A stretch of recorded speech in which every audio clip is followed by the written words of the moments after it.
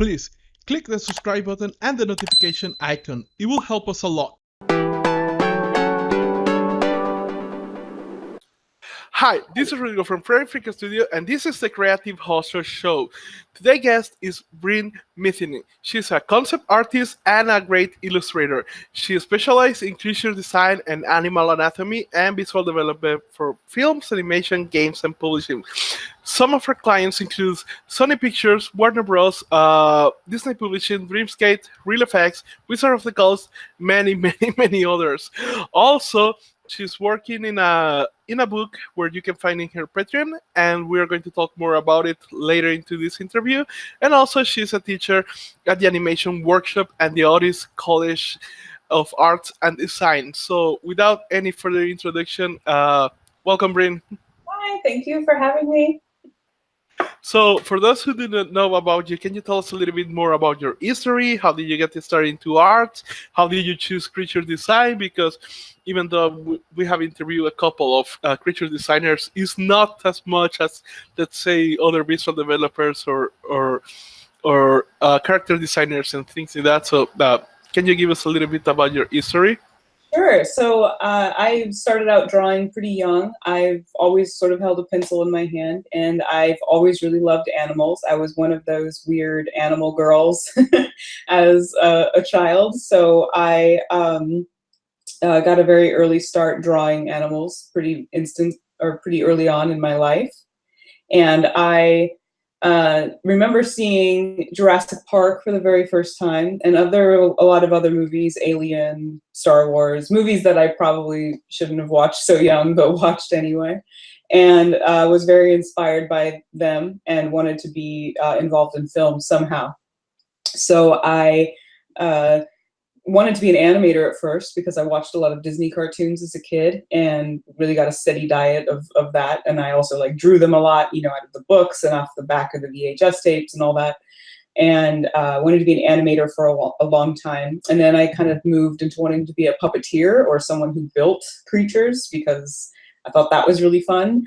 And both of those realms kind of started to change and go away as the industry sort of moved into the computer realm a lot more. So I wanted to keep drawing because it's kind of always been what I've been good at. So I decided that I would become a concept artist, and basically that's kind of how that happened. So sort of combining my love of art and geekery about animals and biology into one thing where I can kind of make my own creatures is sort of how I fell into that. So I went to illustration school up in Oakland, in San Francisco area, and studied illustration at the California College of Arts and Crafts. And they didn't really teach me how to be a concept artist, but they taught me how to be an illustrator, which is what I wanted. I knew I kind of had an idea of I kind of always knew I wanted to be a concept artist. I just really needed someone to sort of teach me how to use materials and get better at drawing and anatomy and learn how to make a picture and be clear and meet deadlines and that kind of thing. So yeah, that's kind of my backstory in terms of how I got involved in this. Awesome.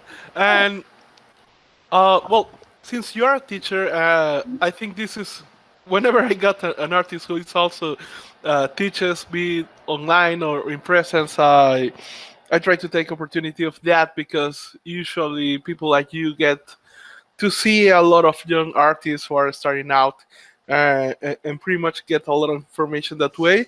Yeah. So what I want to ask you is, what is the most common mistake that most people make when they are starting out that they are not aware they are making when they are trying to start their career as an artist? I think something that I see students struggle with a lot is kind of treating things too preciously, especially as a concept artist. It's really important to kind of get used to generating a lot of work and not falling in love with everything you make, which is really hard when you're starting out. And as a young artist, it took me a long time to kind of let go of my babies and sort of be like, it's okay if you don't work. It's okay if it's, not the right design for this project.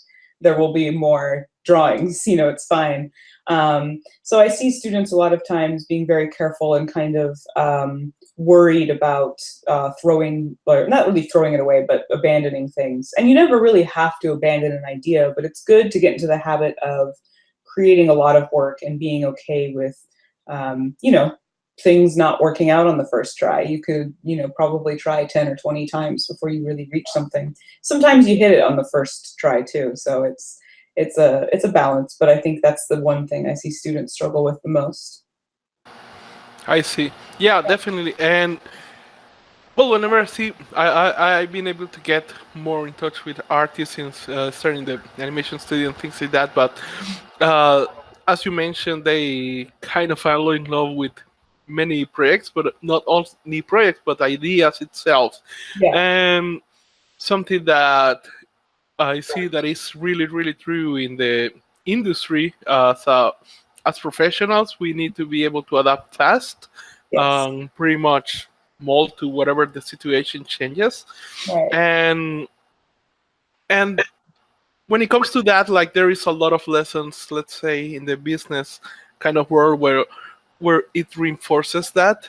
Mhm. But I see that many artists they struggle with pretty much getting too stuck into the emotional side and not wanting to let in the lessons from the business world, which I think gotta be in balance. Absolutely. Uh, so in that case, how was it for you, kind of, to bring this kind of business knowledge and pretty much how was the process for you to learn that? So I think school had a big hand in my understanding how to take criticism and how to meet deadlines and sort of how to be a professional artist, because it was a great simulation to do so. I also think working as a waitress and at a coffee company and sort of working like regular, you know, just 9 to 5 jobs that everyone, you know, might experience in their life was really valuable for me, because it taught me about customer service and how to have a schedule and how to manage my time and make sure that I was communicating with my boss and that sort of thing. So I usually recommend, especially if you're a student, you know, and you have the luxury of going to school, maybe getting a job of some sort that's not related to art, just to kind of gain some knowledge in customer service or, you know, computing or anything really, because it's all valuable and there's nothing wrong with paying your bills. So, you know, you got to make that money. And so it's important. But I also think, you know, being around other artists really helps. Knowing, you know, having a community and asking for feedback from other artists can be a little scary, but it's really good practice. And I found that in the times that I have asked for feedback from people, I've learned just an enormous amount of tricks and techniques and all kinds of things. And I always am a little scared to go in and be like, hey, I don't know what I'm doing here. Can you help me? But then I am immediately, you know, rewarded with, you know, kindness and just support and really great constructive criticism. And so it really kind of takes that edge off. So I've if you are a student or someone who might struggle with being objective with your work, kind of keeping it separate from your own worth and value and emotion, it's a good idea to get into the habit and practice asking other artists or other people, you know, for constructive criticism and asking for advice on pieces, because it can really, you know, kind of bolster up your experience with it. So, yeah, great question. I liked that question. Nice. And here's another interesting one. When I started doing the business, something I had in my mind all these ideas of the problems that I was going to face during the creation of it, Yeah, and how I was going to resolve them. And yeah, what ended up happening was that most of them never came through. When they yeah, came through, they weren't as hard as I thought it would be, and the hard things were things that I never even expected. So, on the spirit of finding out the things that we don't know, yeah. uh, what was something that came up in your career that you never expected at all, and that became like really, really important in your career?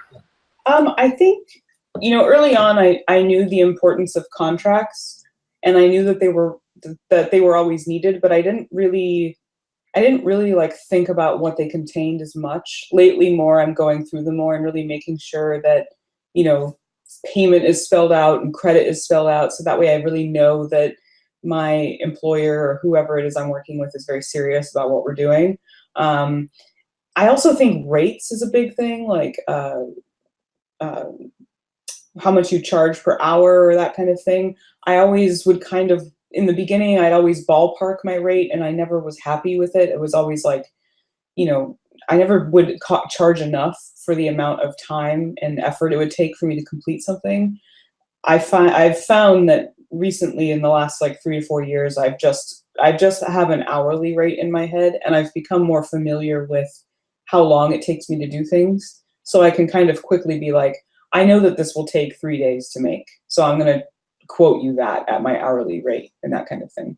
And I think that that's helped tremendously, and it takes a lot of pressure off, because it's always kind of hard to ask for what you're worth, and to know that you're worth, you know, a good amount, because what we do is very specialized, and it takes a lot of time and study and dedication to do what we do. And I think that has become very important for me. And I think also, you know, really getting to know other artists. I've really found that my community has really helped me in not just staying sane as a person, because sometimes you get so wrapped up in work that you just like never go outside and you become a cave creature. And, you know, it's really nice to have friends to like go get a beer with and just kind of have and talk about the industry or whatever you're working on, but also, you know, to help each other get jobs, because really I wouldn't be doing what I'm doing without people who believed in me. And it's really about, you know, community who recommend you for certain things, and it's really great to recommend people back. So the importance of that and really having genuine friendships and in your colleagues has become very apparent to me in the last 5 years or so. So Yeah, that is really key. Well, first of, I started first into entrepreneurial groups before kind of trying to enter the industry and all that, but it was weird in the beginning for me, because we had this.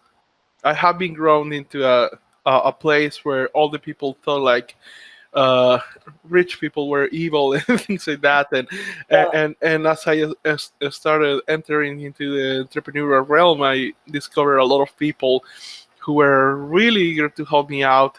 Some of them even like stay up late night helping me solve issues with my business when they never even had to, and some of them we never even met in person back then, and it was just like this a video call or something like that, and they were really helpful, and it was kind of a shock to me how people was that good and willing to help.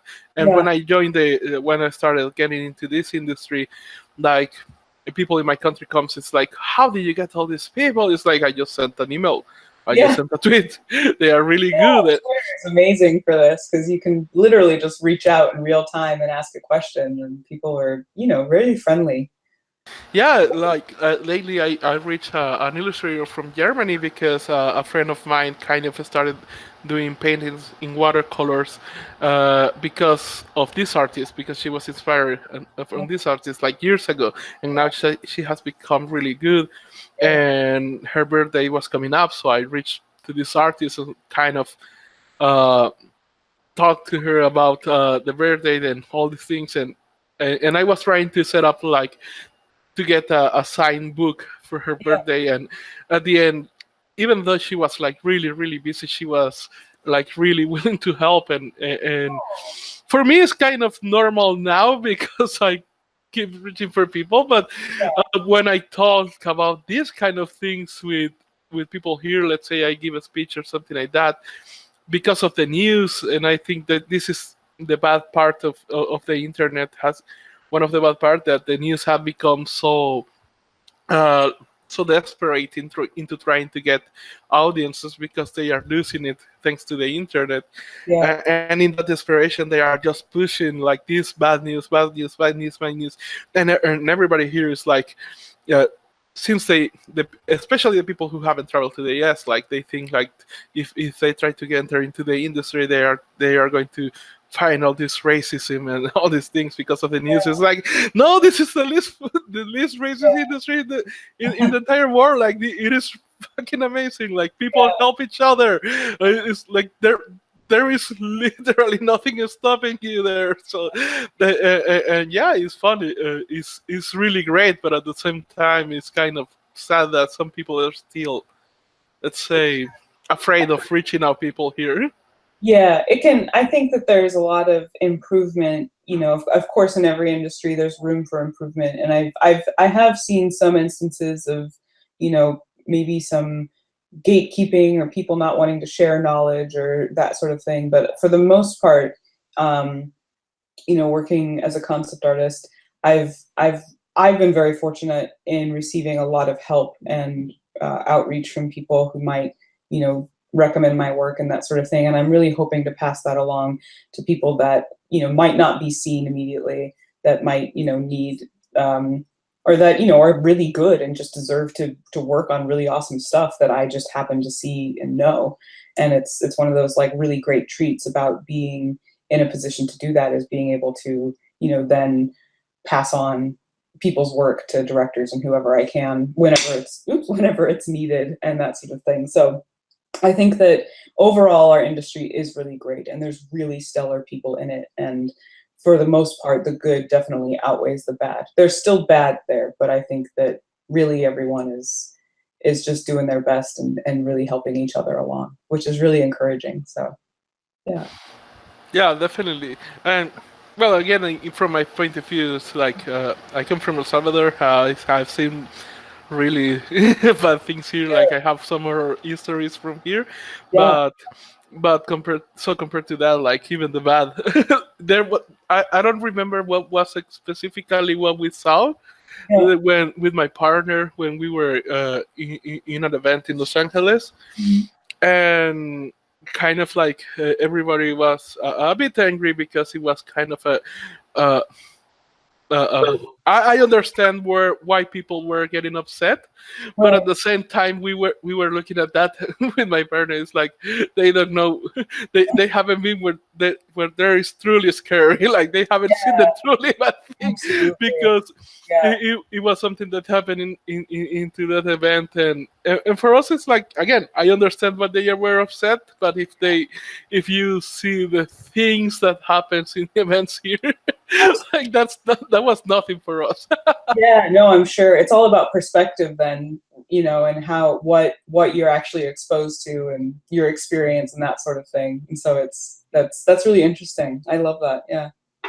Yeah, and well, this is again, it's going to be somewhat interesting because you probably have been into that situation. But let's say you were to meet a really talented and driven young student who is about to enter the real world and trying to make a career out of his life.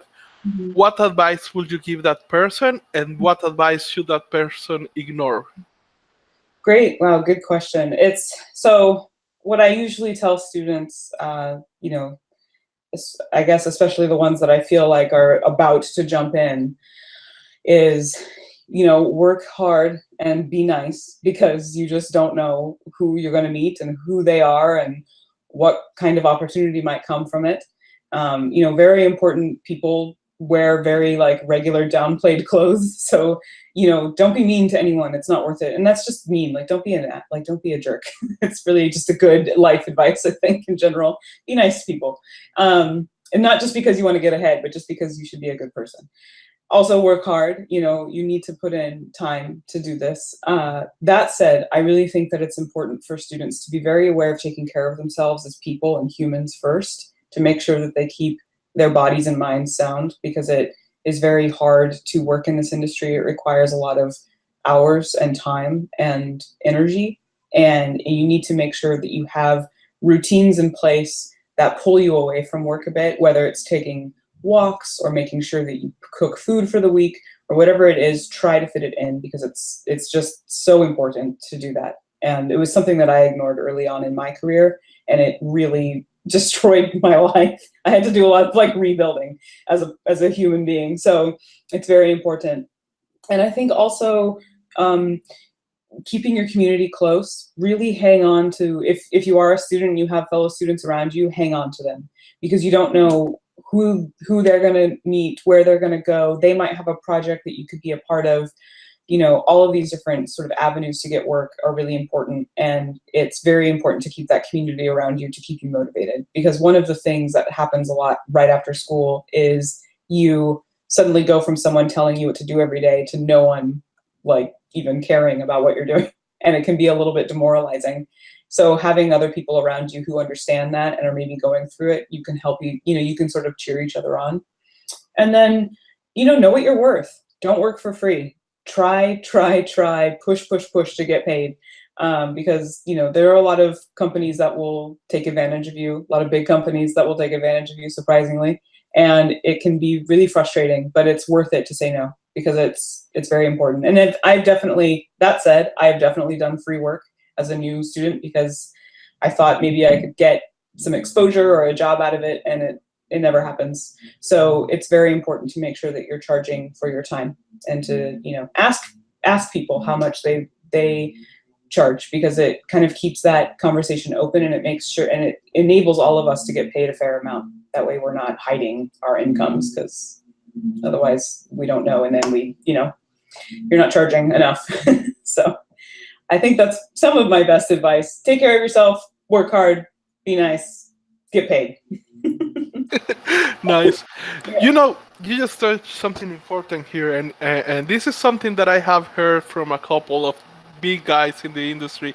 For example, we have one of the first interviews we got was with Brenda Chapman, and she went through a really, really, really hardcore experience in Pixar, because thanks to the contract that was there, pretty much she created this idea of Brave for the movie, but she created before she was into Pixar, and because she didn't have proof of that, when she put it out, there is a contract that says that whatever idea you get working in Disney or in Pixar is theirs, not yours. Yeah. And pretty much she lost that to them, and then she was directing the movie, but at the same time there was a problem, so she was kicked out, and now you have this movie that had a lot of success, people love and all that, and she didn't pretty much receive any of it. So that was really hard. She gave us really amazing tips to kind of protect your ideas, and also Christoph Batcher talked to us that kind of many studios have this speech when you enter that is made to take advantage of those artists who are still like in fantasy land, thinking, oh, I'm going to do my art and do what I love and all these things. And they have this speech of, welcome to the family, like you're part of the family now. But then he goes into saying like, hey, in the family, they don't put you an agent to kind of evaluate your performance. Right. And at the same time, when the industry has changed to this model, when a project ends, like they fire you anyway. It's like, and he has seen pretty horrible examples where people get really shocked because they really believe this speech of the family and all that. It's like, hey, this is business, like you're fired, and some of them never come back to the industry again. And we have had a couple of talks with people like telling us like, hey, don't go too much into fantasy land, don't go too much into the emotional side. This is a business. You have to understand that this is a business. If you want to get money out of the art, you have to play the business part. Have you seen examples of that, or what would be your advice for those artists who let themselves get too dragged along with their emotions about their fantasy? Yeah, it can be really hard. I think protecting your ideas is a great point that you said. Really making sure that you keep those ideas that you want to own close to you, and be careful who you talk to. It can be a little bit crazy out there. Sometimes people can be a little untrustworthy at times. I've definitely heard some stories of people losing ideas to other people. It can be kind of really demoralizing to work on something and then have someone else kind of run with it. So keep those ideas close to you. Anytime you go work for a studio, whatever you do is owned by them. And it's a little bit of a bummer because it this work for hire sort of thing is definitely, you know, how studios make money on franchises, and whatever you make is theirs. But it kind of leaves artists at the end of it sort of high and dry for more work. So it's one of those things where if you can somehow, you know, try to negotiate any sort of ownership over anything, always try. I mean, you know, with companies like, you know, Sony or Disney or anything like that, that's never going to happen, but worth a shot, I guess. But, you know, books like in publishing and stuff, you can usually retain a lot of rights for royalties and that sort of thing. There's still a lot of, you know, publishing tends to honor a lot of that more so than film or animation. But, you know, making your own work is really important. And I think that having a personal project is one way to really keep the learning doors open, to kind of make sure that your work is always evolving and pushing forward and, you know, going to interesting places. But it's also really good because it's something that you can own and something that you can build on. And it's really important for, you know, the longevity of your career to make things that are for you and for your own personal tastes, you know, in addition to any sort of big, you know, company work you do. Because at the end of the day, whatever you make for Mickey Mouse belongs to Mickey Mouse, and you don't get any of his money. So you need to like make sure that you set something up for yourself to own, because it's really important. And the world needs it, honestly. There's so much, you know, I mean, as someone who works on franchise reboots and all kinds of things, it's, you know, can be really important for us to see original ideas and content coming out, especially now. So. Awesome. And well, I want to ask you, have you ever had a failure or something that seemed like a failure that actually has set you up for later success in the future? That's a good question. It's kind of hard because I feel like every time I've worked on a job, I kind of have this imposter moment where I'll leave like after it's finished and over, and I'm like, well, I did awful on that. Like it's all bad, and no one's gonna like it. And, you know, whatever. And I think that a lot of artists kind of struggle with that, because I think we're always trying to like push ourselves and be better. And sometimes there are things, or, you know, sometimes jobs come to you and maybe you're not at the skill level you wanted to be. Like when I worked on Valerian, it was in 2011. I had graduated in 2009. So I was 2 years out of the gate, and I wish I could have gotten that job now, because I feel like I, you know, do really good and kill it. But then I was trying my best, and I did a good job, but I mean, I was like, there's no way, like I'm done in film. Like no one's ever going to hire me again, and it's over. And it ended up being like a really good boost for, you know, my work. And it is kind of important to say like, yes, I worked with this person on this project for this company. People like to see a client list, because then they know that, you know, you're reliable and hireable and all of that. But I think that most of my projects have always had this little tinge of bittersweetness at the end, where I feel a little bit like underwhelmed, because I think I sometimes get kind of like, well, was it good? I don't know. I've been so close to it for so many months and I can't tell anymore. So, it's all crap. And then I'll come back, you know, later in, you know, a year or so after it's come out or whatever, and I'll see it and I'll be like, man, why was I worried? That looks great. I don't know what I was so freaked out about. But, you know, so it's one of those things, I guess. Definitely. Yeah. And when you feel overwhelmed or unfocused, what do you do to get back to your center and keep pushing?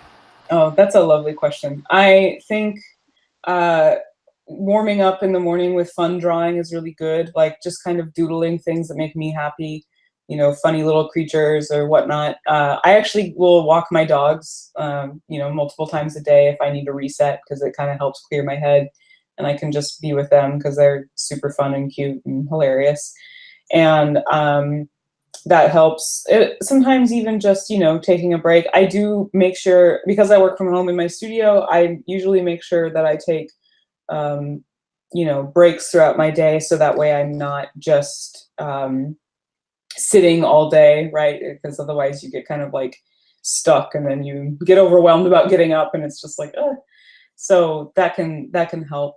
You know, and sometimes I've say this a lot, but doing creative things that aren't drawing is really important. You know, cooking or making a weird craft or learning a new skill can really sort of keep your brain moving in a creative direction, but not necessarily have the pressure of making new work, can be freeing and sort of help you reset. So that was a very long answer. But it's good to know. Good. Yeah, definitely. And in the last 5 years, have you adopted, let's say, a new mindset, a new behavior, a new habit that you do that has improved on your life or on your career? Yeah, it's funny. I think one of the things that I started doing was understanding my hourly rate really helped me take a lot of the stress and anxiety of asking for money. And I also think that being more aware of my health has really helped. I've done a lot of um, evaluation on my own health mentally, physically. I've been going to the gym, going to therapy, that kind of thing has really helped my just overall being a human, because for a long time I was so I neglected myself so much in the name of my work and my job that I started to really resent my work because it was kind of slowly destroying me.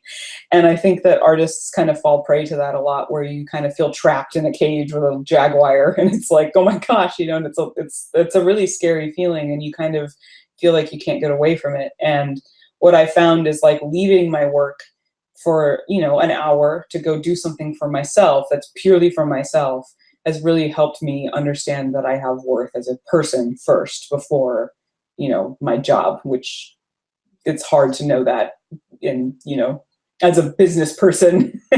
Like, as a business, as a brand in capitalism, it can be hard to understand that, but you are a person and you should value yourself as a human.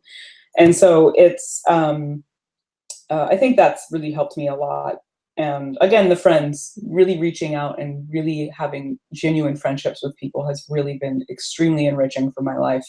And I'm really practicing on trying to make sure that those friendships stay alive, because for a long time I was very weird and kind of neglected friends a lot because I saw them as distractions, or I saw them as like just things that would get in the way of progress. And that was such a toxic, horrible mindset. And now I'm really realizing that friends and family are so important, and that really it's actually what life is about, is connection. So imagine that. Yeah. However, well, I think I have a kind of a different experience, or contrary to what you had, because in the beginning, uh, again, like, there are many good things about living in a place like this, where you see really horrible stuff. In one of the things that I think that came really good about it was the friendships that you got. So, for example, in the school that I went, well, to start for starters, the school that I went was the place that you take your kids when most of the schools have say no to your kid. Oh wow, yeah. Then there is a place for those who have been rejected by all the other schools. Yeah. Then there is the place by those who have been rejected by these schools, and that was mine. Yes. And so, coming from that, Yeah.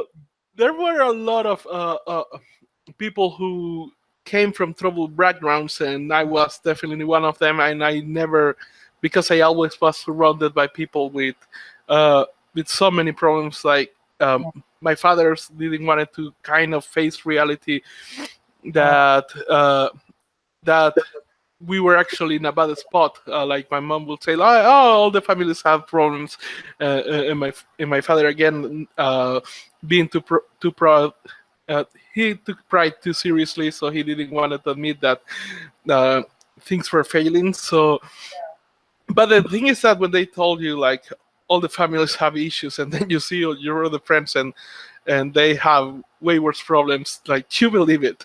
And by the time I started to meet people who were having normal families, it was kind of weird. But in the middle of all that chaos, like, for example, we supported each other because we knew, like, everybody was, like, kind of everything we had. So, for example, there was a friend of ours who, and she didn't had paid the half of the year of the school because her father was acting weird and he didn't want to pay for it. So we pretty much went to the streets and asked for money, and through a lot of things we were able to put together all the money and pay it so she could graduate with us. There were many things like that where pretty much we were trying to help each other. So on our end, we were like really, really close. But the thing about that is that, again, growing into that kind of environment leaves a lot of traumas, a lot of problems mentally that maybe when you're young, they have not been developed, but as you grow older, they start to develop and become really, really bad. And something that was hard for me when I started entrepreneurship and I started meeting people who were actually putting a lot of effort into trying to fix their life and trying to put it into a good direction. When you start doing that and you have been in with people who has not been allowed to have that in their lives, they start acting weird against you. Like there is this analogy that if you put a lot of crabs in a bucket, if a crab tries to go out, the other crabs will try to put it back. Yeah. And that was really hard for me because at some age, I started seeing a lot of my friends kind of deteriorating into how they act as a person. And it was hard for me because I saw things, people doing things that I thought the person that I met 5 years ago will have never done this. So why is this person now doing this? And things started to kind of take speed. And one of the lessons that I try to give people, like if you have people who are actually actively taking you back, you have to cut loose of them. And it's hard. That one is hard. Yeah, it really is. And I mean, that's amazing, and like, just congrats to you for being able to do that, because that's extremely hard to kind of get out of that bucket, you know. Yeah. Wow. Yeah, but so I think your experience kind of well, is kind of opposite to mine, because in your case you have to find the good people from a place where you were the one pushing it away.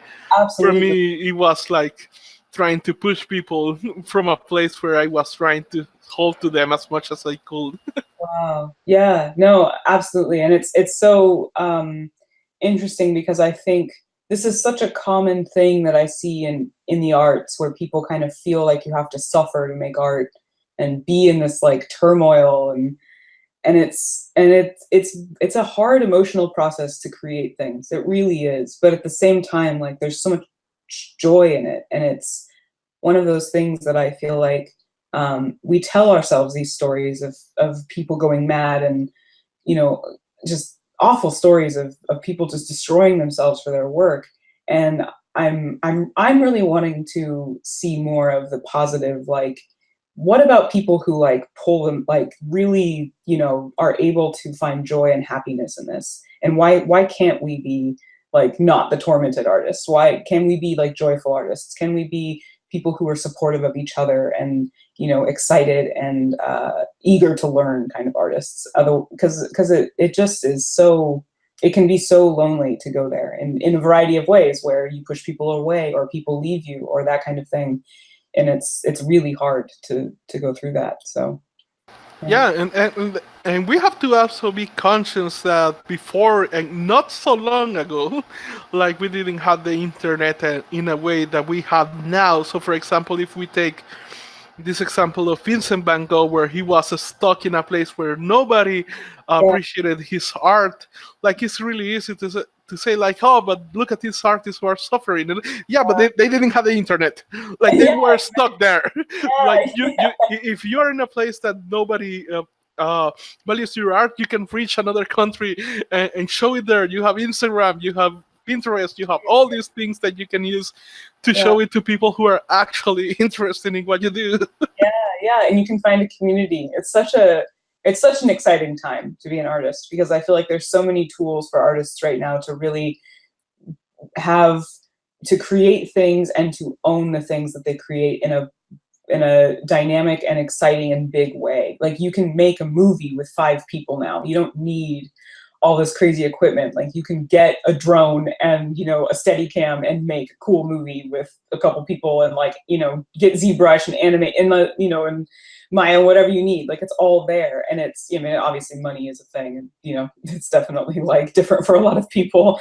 So it's, but, you know, there's even crowdfunding like Kickstarter and all these different things where you can, you know, try to tap into your community to try to reach a goal. And I think it's a really exciting time for a lot of creators, because it's starting to open doors for people that wouldn't necessarily have had the opportunities to go forward. And I really want to see it pushed further. I want to see more people who aren't always at the front to get pushed to the front, because I feel like there's so much talent that we're not seeing even now that I'm stoked to see in the next 2, 5, 10 years. You know, it's exciting. Yeah, definitely, because I mean, like, for example, I was able to register my business in the U.S. without Right. being in the U.S. and I got it even before I got the visa to be able to travel to the U.S. And again, there were a lot of things that I learned, that I put into my mindset on how things stuff. Yeah. On how things work, and again, like, I got a lot of rejection locally, but on the other hand, like, there was a lot of support from people, you know, all the world around. Yeah. Pretty much got a lot of friends from Europe, from Australia, from all over the world.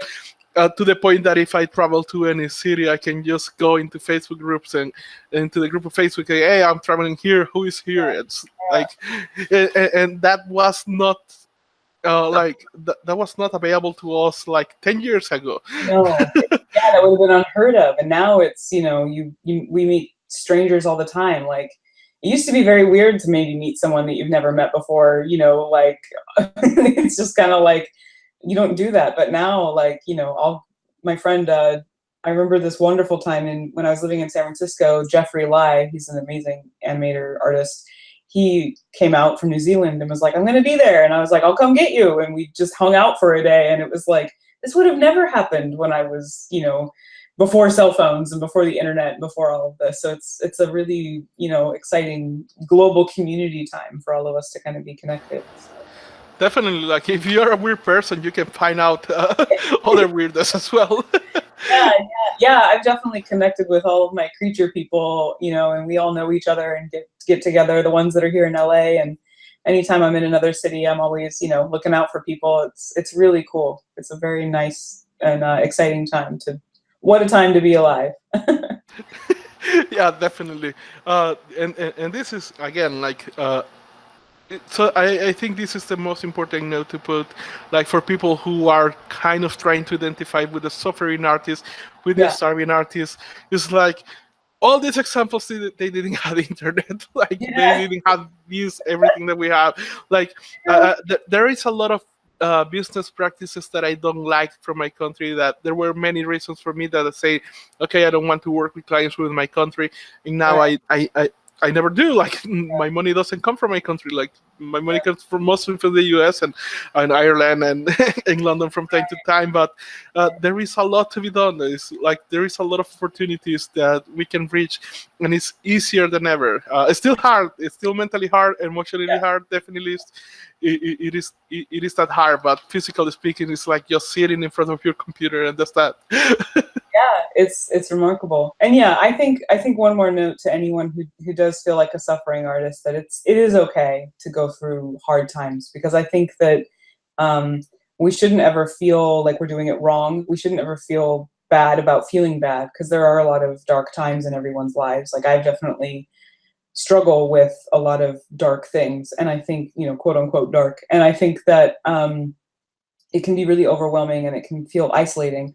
But to those that maybe feel like a tormented artist, you know that you're not alone, and that there are other people who might be going through the same sort of thing, or that there are people out there who believe in you. So yeah, definitely. And I'm going to ask you a really hard question here. Let's say you wake up tomorrow in a different dimension, very similar to this one. Okay. You have your house, you have all your tools, You Okay. have your knowledge, skills, and experience, but nobody knows about you. Okay. And you don't have none of your art. You don't have any of your art. Yeah. You have $500 in your pocket. What do you do to get back to this position, professionally speaking, as soon as possible? Wow. $100 in my pocket. $500. Oh, $500 in my pocket. Oh, wow. Goodness. Okay. So I think what I would do is probably try to find like roommates immediately. Like find a place that I can feel, you know, somewhat safe and secure, whether that's like one of those like weird like pod hotels, maybe those exist there, or something where I can like have a bed. And then I think, gosh, I guess to be like a concept artist, I'd probably go to the library and use the computer and make a website and try to use the scanner copier to make pictures, or to like use to like get my work online. I've been working at Sony, and they have this amazing this is like old news to everyone, but I usually don't work on the lot. I usually work in my house. So they have this like amazing scanner copier, and I didn't even know those existed. It's like really cool, and you just like scan stuff and it emails it to everyone, and it's all this in this giant machine. And anyway, I'm kind of a weird person. I thought that was amazing. But anyway, I guess I would do that, and then I would I mean, I've totally blown my budget at this point, because you can't even live in LA for like less than, you know, $2,000 a month.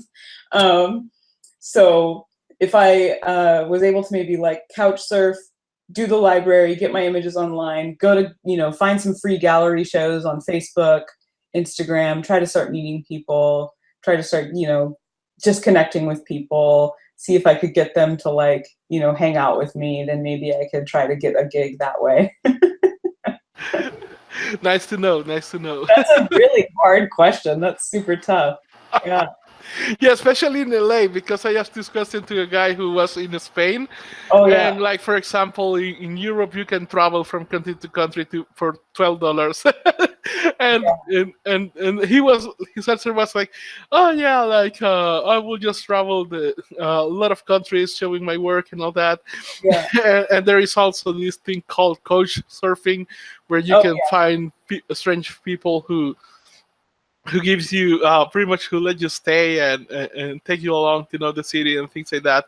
Yeah. So I had to make the note, help for those who live in California, like you can do a lot in Europe with $500. Bump the budget up by like a good $3,000. Like, make it doable. And or maybe say like you have an address, because I don't even think you can get a library card without an address, which is ridiculous, because, you know, a lot of people should be able to, everyone should be able to use the library, but that's the US. Yeah, definitely. And can you talk to us a bit about your book that you're promoting through your Patreon? Yes, so I'm working on a book called Of the Fittest, and it's a slow-going project, but it is a going project, and I'm very excited about it. It's slow-going only because I am doing it in my free time. And it is a book about different wildlife of the universe and a moment in their day of survival. So we start with, you know, a creature stretching out in the sun, you know, gathering food, you know, taking a piss, everything that like an organism does in the beginning of their day. And we sort of go through a whole day in the life of all of these different animals around the cosmos and how they survive. So it's kind of a day in the life of everything, and it kind of lines up to be this big overarching story, in that, you know, we're all trying to make it. So it's I'm hoping to have it done this year, hopefully by the end of this year. I'd like to get it published. Or maybe self-publish if no one will publish it, which is fine. But yeah, that's my project. So you can find it on Patreon, patreon.com/ofthefittest. And that's where you can find me. Or you can find it through my website. You can just search my name and find it there. So. Awesome. Is there any last advice that you would like to give before finishing this interview that we haven't talked about into this interview yet? I guess, you know, if you're looking to do creature design for film, games, publishing, that sort of thing, make sure you're drawing a lot of animals. Make sure you're a big anatomy geek, you know, really get into the nitty gritty of how things are put together and how they work. It's really important to read a lot about biology and how ecosystems work, and how, our planet has evolved and how things here survive with just their bodies. They don't have houses and tools like we do. Some of them have tools, but not all of them. Animals and stuff.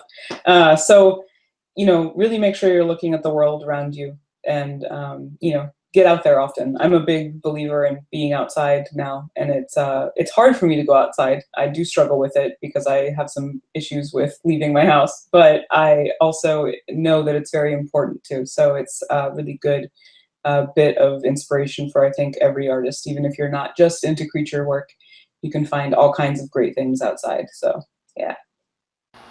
Awesome.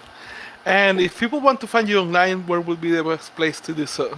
Great. So the places you can find me, I have a website. It's Brynn, Brynn art.com. So brynnart.com. You can also find me on Twitter. I go by Brynn_Metheney. And you can find me on Instagram at just Brynn Metheney, my whole name, and no space. Those are the best places to find me online. Awesome. I'll make sure I post it in the website below this video. Great. Thank you.